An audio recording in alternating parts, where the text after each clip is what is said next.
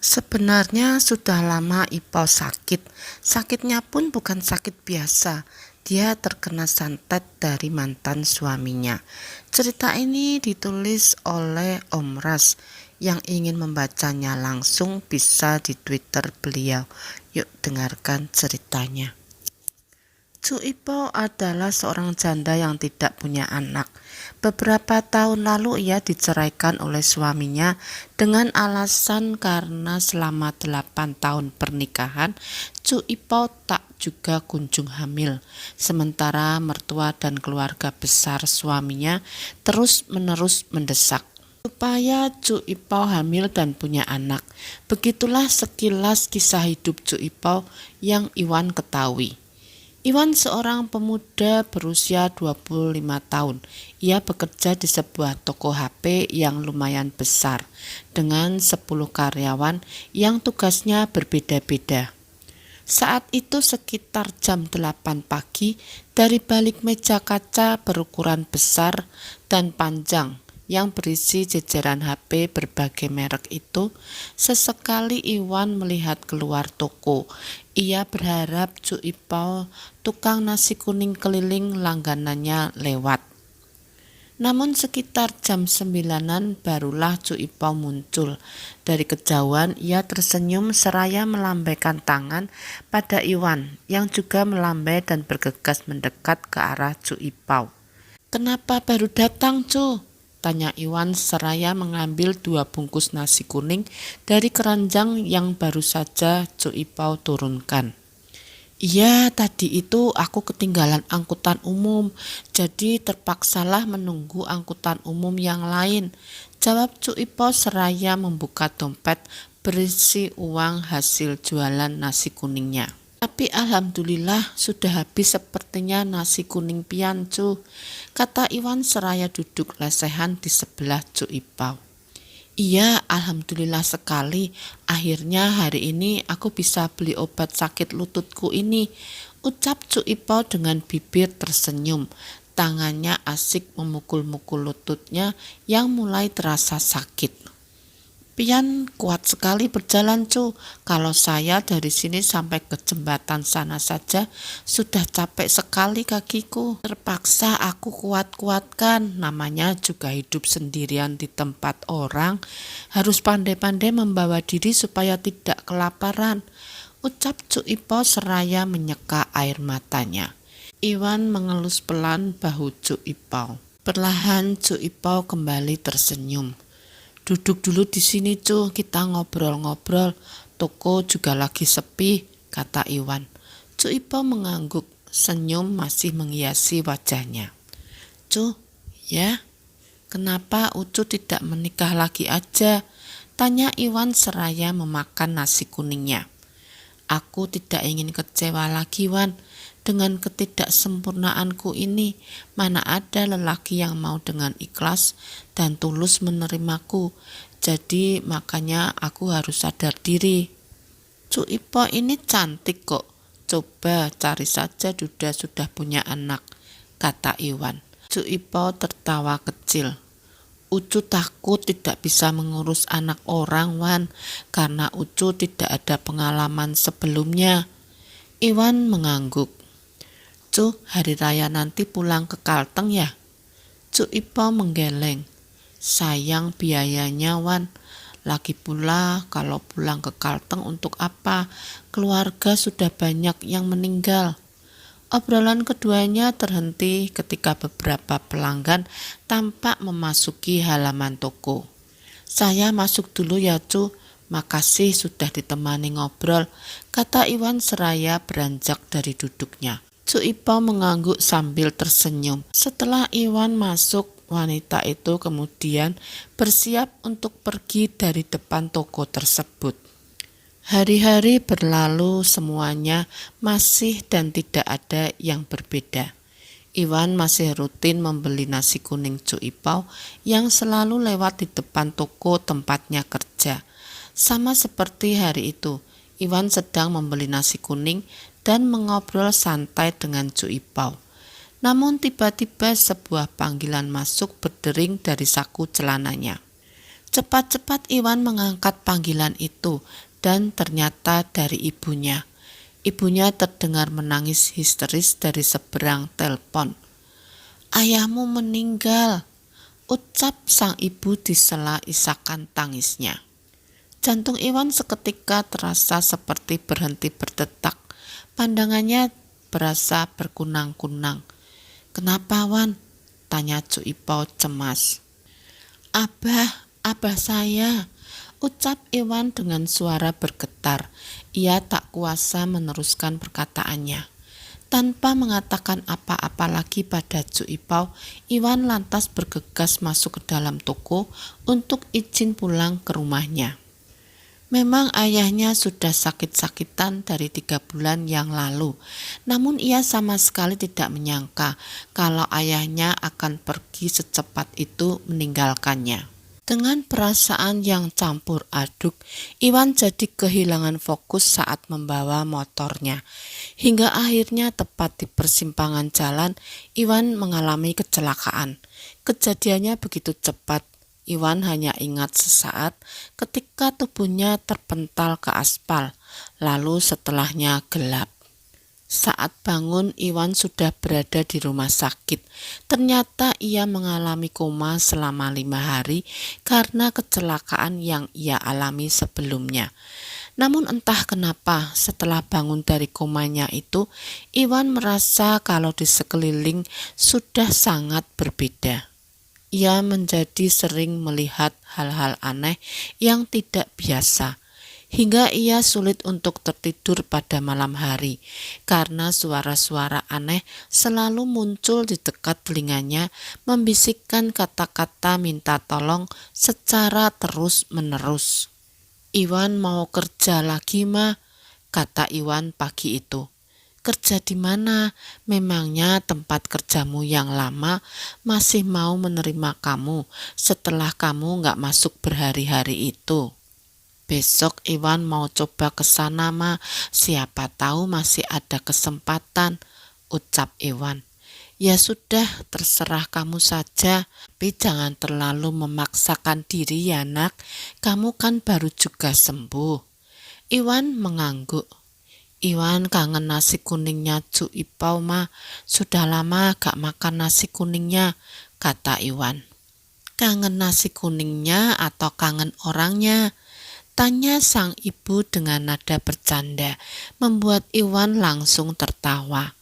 "Sama nasinya sama orangnya juga, Ma. Iwan sudah menganggap Cu Ipau itu seperti kakak sendiri, Ma. Orangnya baik dan lembut kalau bicara." Iwan sudah bersiap untuk pergi ke toko HP tempat ia bekerja sebelumnya. Ia masih sangat berharap kalau bosnya tidak memecatnya dari toko tersebut. Dengan hati yang berdebar, Iwan pun berangkat.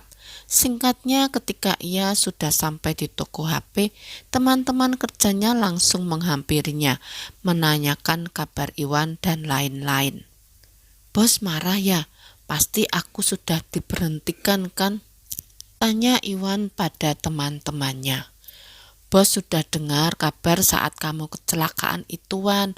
Beliau juga ada mengirimkan bingkisan untuk kamu sewaktu kamu masih di rumah sakit. Kayaknya sih kamu tidak diberhentikan, Wan." Iwan menghela napas lega. Ia berharap apa yang dikatakan teman-temannya itu benar. "Aku permisi mau ketemu bos dulu ya," ucap Iwan. Teman-temannya mengangguk. Iwan melangkah pelan ke ruangan bosnya yang berada di bagian belakang. Ruangan bosnya itu semacam kamar dengan satu kasur spring bed, satu kursi, dan ada meja yang di atasnya terdapat monitor CCTV toko. Saat itu bosnya sedang rebahan di atas kasur sambil bermain laptop. Ketika melihat Iwan berdiri di ambang pintu, bosnya langsung menyapa Iwan dengan ramah. "Syukurlah kamu sudah sembuh, Wan. Kapan rencananya kamu mau kembali bekerja?" kata bosnya dengan bibir tersenyum. "Saya masih boleh kerja di sini, Pak?" tanya Iwan tak bisa menutupi rasa senangnya. "Ya tentu saja, kamu masih karyawan di toko ini." Alhamdulillah, terima kasih banyak Pak. Tadinya saya kira saya sudah diberhentikan karena lama tidak masuk kerja. Kamu tidak masuk kerja kan bukan karena malas, tapi karena kecelakaan. Mana mungkin saya memberhentikan karyawan terbaik seperti kamu ini? Iwan tersenyum. Kalau saya mulai hari ini boleh Pak? Tanya Iwan. Tentu. Baik Pak, kalau begitu saya mulai kerja hari ini saja ya Pak, ucap Iwan dengan bibir tersenyum. Wan, panggil si bos ketika Iwan sudah berbalik ingin keluar dari ruangan tersebut. Iya Pak, dari beberapa hari lalu ada peraturan baru Wan, toko akan buka sampai jam 11 malam. Waktu kerja karyawan ditambah dan gajinya dinaikkan, ujar si bos. Iwan mengangguk. Memang rencana itu sudah ia dengar sejak beberapa bulan lalu dan ternyata baru diterapkan sekarang. Baik Pak, ya sudah selamat bekerja ya, ujar si bos seraya mengacungkan jempol kanannya. Saat sedang duduk di belakang meja tempat memajang HP-HP yang dijual itu, Iwan sesekali melihat keluar toko, berharap Cuk Ipau lewat. Namun meski sudah 3 hari Iwan kembali bekerja di toko HP itu, ia belum juga melihat Cuk Ipau lagi. Entah kemana Cuk Ipau. Mungkinkah Cuk Ipau berhenti jualan nasi kuning? Atau jangan-jangan Cuk Ipau pulang ke kampung halamannya di Kalimantan Tengah. Malam itu ketika Iwan sedang bersiap-siap pulang setelah menutup tokonya, ia terlihat kaget kala melihat kemunculan Cuk Ipau di sana. Cuk, kenapa malam baru kesini? Tanya Iwan setelah berhasil meredakan rasa kagetnya. Kamu sudah sehat? Kata Cuk Ipau balik bertanya. Iya Cuk, alhamdulillah sudah sehat. Cuk Ipau sendiri bagaimana kabarnya? Kabar baik, tumben bukannya sekarang sampai malam, tanya Cuk Ipau. Iya Cuk, peraturan baru di toko. Oh iya, Cuk Ipau dari mana? Mau kemana malam-malam begini? Cuk Ipau cuma tersenyum seraya memperlihatkan kantong plastik berwarna hitam di tangannya. Oh, ada yang dibeli ya Cuk? Ini nasi kuning buat kamu. Aku baru saja mengantar pesanan orang. Dan ini kelebihan 1 bungkus. Mau? Wah, mau Cuk. Asik, akhirnya makan nasi kuningnya Cuk Ipau lagi. Pas sekali saya sudah lama tidak makan ini. Iwan lantas mengajak Cuk Ipau untuk duduk di teras toko. Kebetulan malam itu giliran Iwan yang menutup toko. Jadi teman-temannya tadi sudah pulang lebih dulu sebelum toko tutup. Dengan sangat lahap, Iwan memakan nasi kuning yang diberikan oleh Cuk Ipau sambil mendengarkan wanita itu bercerita. Aku sudah tidak jualan sampai sini lagi Wan, kecuali kalau ada orang yang pesan seperti malam ini baru aku antarkan, cerita Cuk Ipau. Loh kenapa Cuk? Tanya Iwan. Aku kan punya penyakit darah tinggi, jadi kurang bagus kalau tiap hari panas-panasan. Dan aku juga punya penyakit asam urat Wan. Kadang kalau sudah kambuh, kakiku sakit sekali sampai nangis menahan rasa sakitnya. Iwan menghela napas, ia menatap Cuk Ipau dengan tatapan prihatin. Pantas saja Cuk Ipau terlihat lebih pucat, batin Iwan. Wan, panggil Cuk Ipau lembut. Ya Cuk, tanya Iwan cepat. Tidak jadi deh, nanti saja. Loh, ada apa Cuk? Mau bilang apa sama saya? Tanya Iwan penasaran. Mau minta tolong sama kamu, karena aku rasa cuman kamu yang bisa menolongku. Tapi aku malu, masa minta tolong sama kamu? Kata Cuk Ipau diiringi senyuman kecutnya. Kalau saya bisa bantu, saya pasti bantu Cuk, kata Iwan. Cuk Ipau tersenyum. Nanti saja Wan, aku tunggu waktu yang pas dulu. Iwan mengalah, Ia mengangguk lalu bergegas menghabiskan nasi kuning pemberian Cu Ipau. Iwan menebak mungkin Cu Ipau ingin pinjam uang, tapi berhubung Cu Ipau tahu kalau Iwan belum gajian, makanya ia tidak jadi mengutarakan maksudnya pada Iwan. "Saya antar Cu Ipau pulang sekalian ya Cu," kata Iwan akhirnya. "Tidak usah Wan, masih ada yang mau aku beli dulu di depan sana. Kamu duluan aja," tolak Cu Ipau. "Memangnya masih ada angkutan umum malam-malam begini Cu?" tanya Iwan. "Gampang kalau masalah pulang, di sana ada tukang ojek," jawab Cu Ipau masih dengan bibir tersenyum. "Oh ya sudah kalau begitu saya pulang duluan ya Cu," ucap Iwan seraya berpamitan. Cu Ipau mengangguk, tangannya melambai pada Iwan. 2 hari telah berlalu. "Wan, aku pulang duluan ya," kata teman-temannya malam itu. "Iya, nanti aku yang tutup toko dan mengantar kunci ke bos," jawab Iwan. Setelah satu persatu teman-temannya pulang, Iwan pun melanjutkan bersih-bersih di toko. Iwan memang sangat loyal dalam bekerja. Apapun yang bisa ia kerjakan, pasti ia kerjakan tanpa pamrih. Itulah sebabnya ia sangat disayangi oleh bosnya. Dan tak jarang ia juga mendapatkan bonus dari si bos. Selesai bersih-bersih, Iwan lantas menutup toko. Iwan berjalan pelan ke arah motor almarhum ayahnya terparkir. Saat sedang mengecek isi tasnya, tiba-tiba bahunya ditepuk oleh seseorang. "Astagfirullahaladzim," ujar Iwan setengah berteriak karena kaget. Ternyata Cu Ipau sudah berdiri di belakangnya. "Ya Allah Cu, bikin saya kaget aja," ujar Iwan seraya mengelus dadanya. "Maaf Wan, habisnya tadi aku panggil-panggil kamu tidak dengar."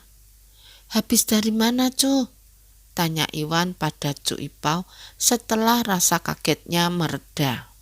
"Biasa mengantar pesanan nasi kuning," jawab Cu Ipau.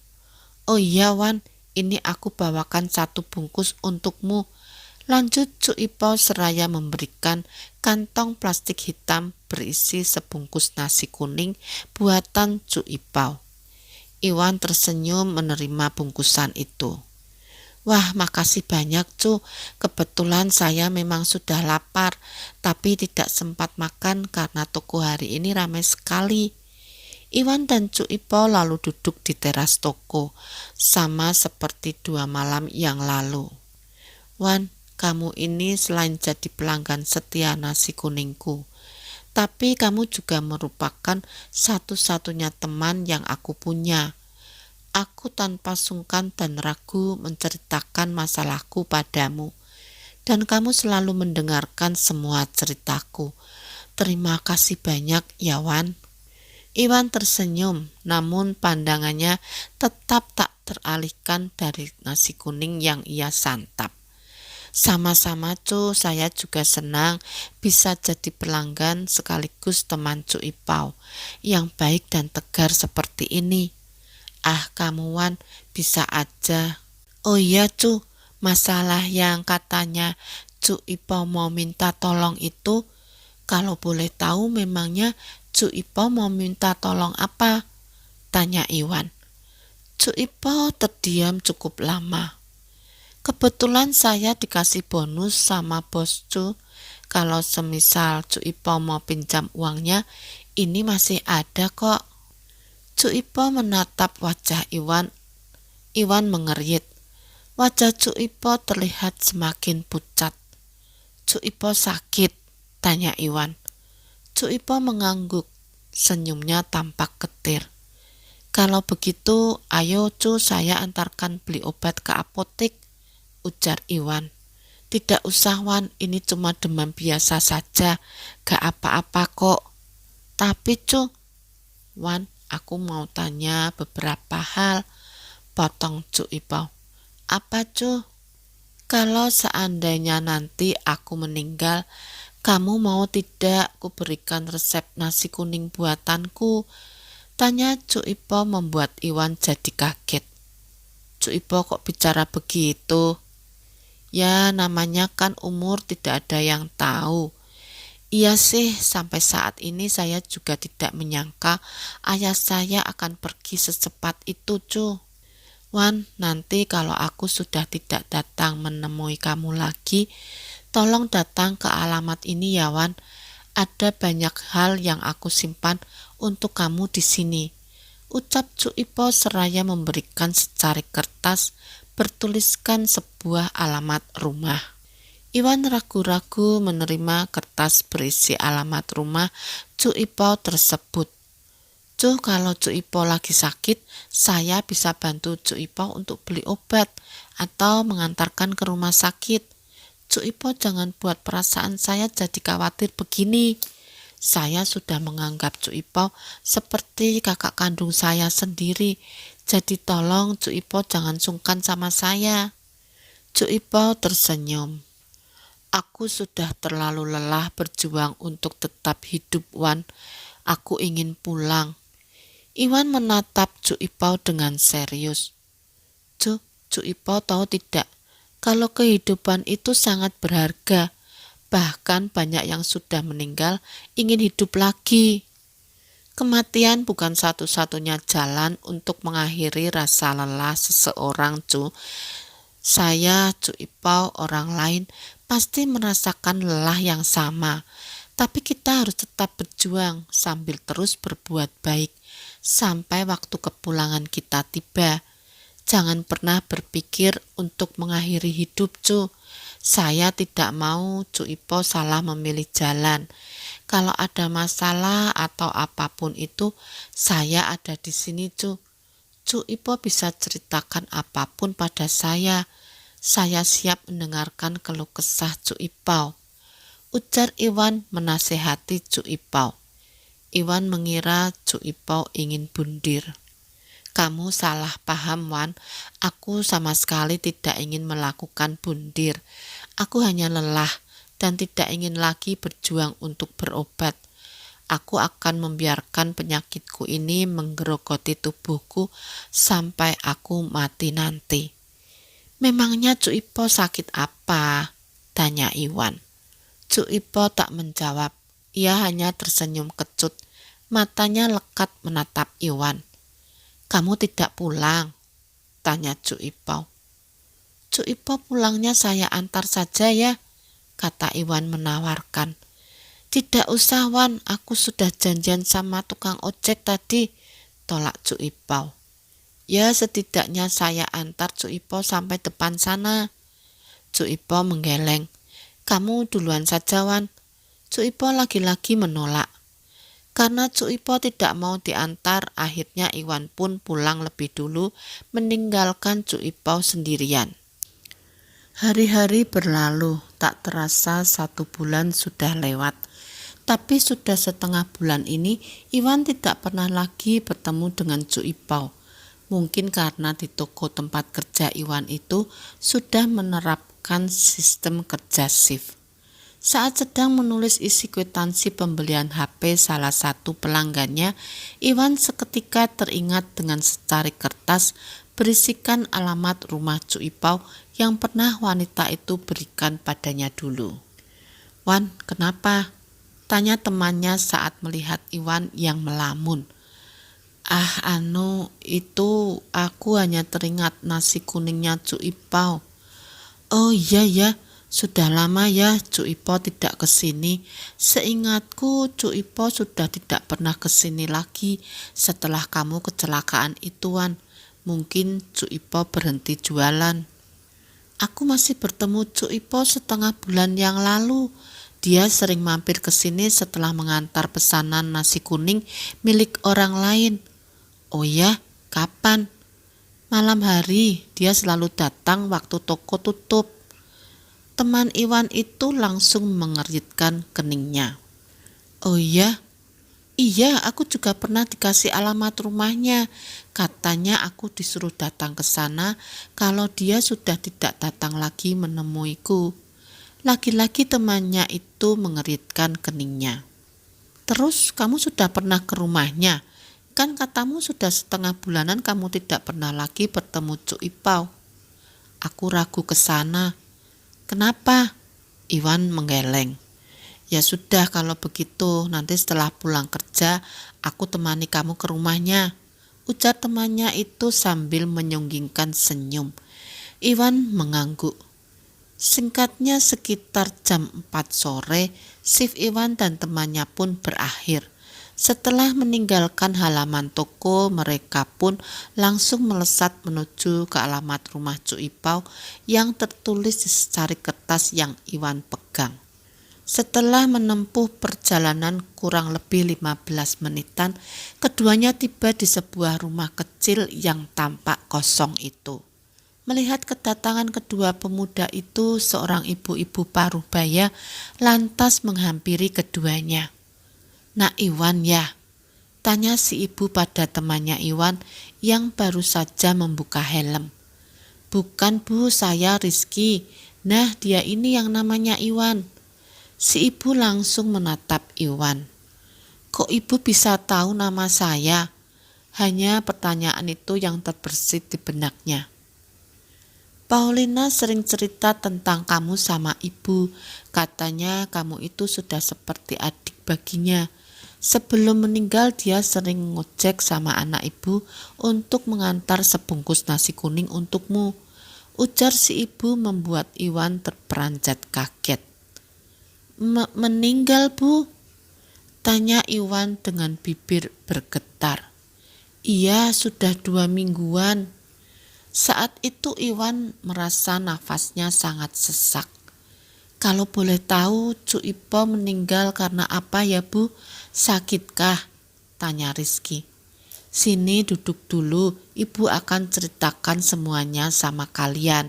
Ujar si ibu seraya mengajak keduanya untuk duduk di teras rumah Cuk Ipau. Rizky menggandeng Iwan yang tampaknya masih sangat kaget dengan kabar yang baru ia dengar itu. Sebenarnya sudah lama Ipau sakit. Sakitnya pun bukan sakit biasa. Dia terkena santet dari mantan suaminya yang beberapa kali sempat kemari untuk mengajaknya rujuk. Sebenarnya sudah lama Ipau sakit. Sakitnya pun bukan sakit biasa. Ia terkena santet dari mantan suaminya yang beberapa kali sempat kemari untuk mengajaknya rujuk. Loh, tapi bukannya mantan suaminya itu yang menceraikan Cuk Ipau karena Cuk Ipau tidak bisa hamil? Tanya Iwan. Ya memang seperti itu sebelumnya, tapi setelah mantan suaminya itu tahu kalau ternyata yang mandul di antara mereka berdua adalah suaminya, makanya suaminya terus-menerus mengajak Ipau untuk rujuk kembali. Tapi mungkin karena Ipau sudah terlanjur sakit hati, dia tidak mau rujuk lagi. Dan setelah ditolak 4 kali lebih, Ipau akhirnya jatuh sakit. Terakhir bulan lalu mantannya itu datang lagi dan mengatakan kalau Ipau mau sembuh, dia harus mau rujuk kembali dengan mantannya itu. Dari situ kami tahu kalau ternyata Ipau sudah disantet oleh mantannya tersebut. Dan tentu saja Ipau menolak dengan tegas ajakan rujuk dari mantannya.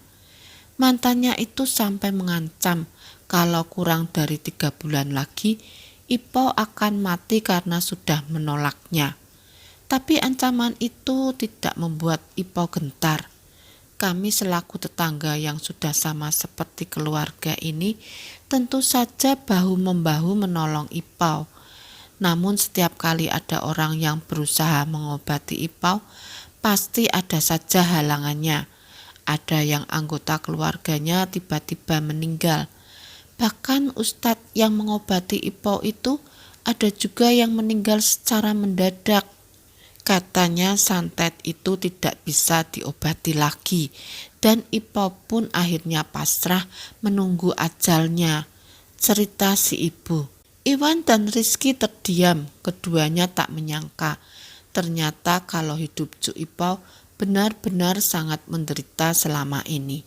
Si ibu menghapus air matanya. Lalu kemudian dia beranjak dari duduknya. "Tunggu sebentar di sini ya nak, ibu mau ambilkan kunci dulu," ujar si ibu.